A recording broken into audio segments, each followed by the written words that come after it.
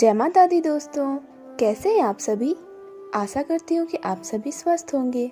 आज मैं फिर से आपके लिए एक प्यारी सी कहानी लाई हूँ।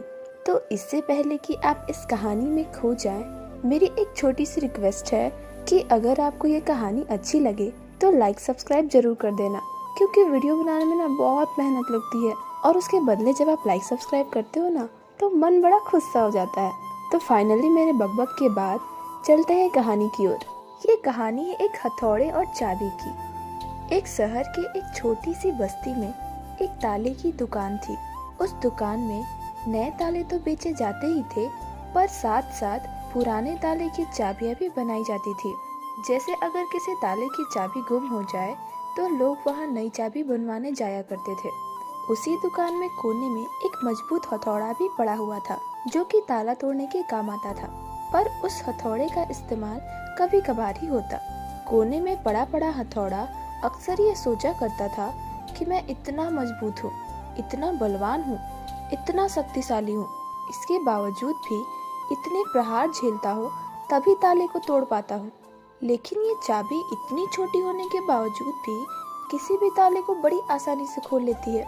ऐसा क्या है इस छोटी सी चाबी में। एक दिन जब दुकान बंद हुई तो उससे रहा ना गया। उसने चाबी से पूछ ही लिया, चाबी बहन, मैं बहुत दिनों से एक बात सोच रहा था, किंतु बहुत सोचने के बाद भी मैं किसी निष्कर्ष पर नहीं पहुंच पा रहा हूं। क्या तुम मेरे एक सवाल का जवाब देकर मेरे मन में पड़े इस दुविधा को दूर करने में मेरी मदद करोगी। चाबी ने बड़े ही प्रेम से कहा। पूछो भाई, बन पड़ा तो मैं तुम्हारे सवाल का जवाब जरूर दूंगी। तब हथौड़े ने पूछा, बहन, तुम में ऐसी क्या खास बात है कि तुम इतनी छोटी होने के बाद भी हर प्रकार के ताले, चाहे वह कितना भी मजबूत और जिद्दी क्यों ना हो, बड़ी ही आसानी से खोल लेती हो, जबकि मैं तुमसे बहुत बड़ा हूँ, शक्तिशाली हूँ, बलवान हूँ, पर फिर भी ऐसा नहीं कर पाता। मुझे ताला खोलने में बहुत मेहनत लगती है, चोट खानी पड़ती है और कई बार प्रयास करने के बाद ही ताला टूटता है। चाबी मुस्कुराई और बोली, ये तो बहुत ही आसान सवाल है हथौड़े भाई। तुम ताले पर प्रहार करते हो, जिसका अर्थ है कि तुम उस पर अपने बल का प्रयोग कर रहे हो और खोलने के प्रयास में उसे चोट पहुंचा रहे हो। ऐसे में ताला खुलेगी नहीं बल्कि टूट जाएगी, जबकि मैं बिना बल का प्रयोग किए और ताले को चोट पहुंचाए बगैर उसके अंतर्मन में उतर जाती हूँ। इसलिए मेरे निवेदन पर ताला तुरंत खुल जाता है। दोस्तों, जीवन में कई बार ऐसी परिस्थितियाँ आती है जब हमारे सामने हथौड़ा या चाबी बनने का विकल्प होता है। किसी का दिल जीतना है तो उसे हथौड़ा बनकर जोर जबरदस्ती से नहीं जीता जा सकता, बल्कि चाबी की तरह उसके दिल में उतरकर जीता जाता है।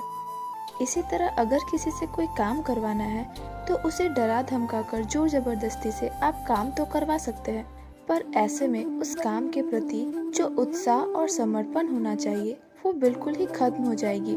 जैसे अगर आप किसी बच्चे को जबरदस्ती पढ़ने के लिए बैठा देंगे तो वो डर से पढ़ने तो बैठ जाएगा, पर उसका ध्यान और मन उस पढ़ाई में नहीं होगा और वो कभी भी कुछ भी नहीं सीख पाएगा। पर अगर आप उसे प्यार से पढ़ाई का महत्व समझाएंगे, पढ़ाई के प्रति उत्साह जगाएंगे, सपने दिखाएंगे, तो आपको कई गुना बेहतर परिणाम देखने को मिलेगा। इसी के साथ मुझे दीजिए विदा। फिर मिलूंगी ऐसे ही मोटिवेशनल और प्यारी सी कहानी के साथ। तब तक के लिए हंसते रहिए, मुस्कुराते रहिए, स्वस्थ रहिए, मस्त रहिए। Thanks for watching.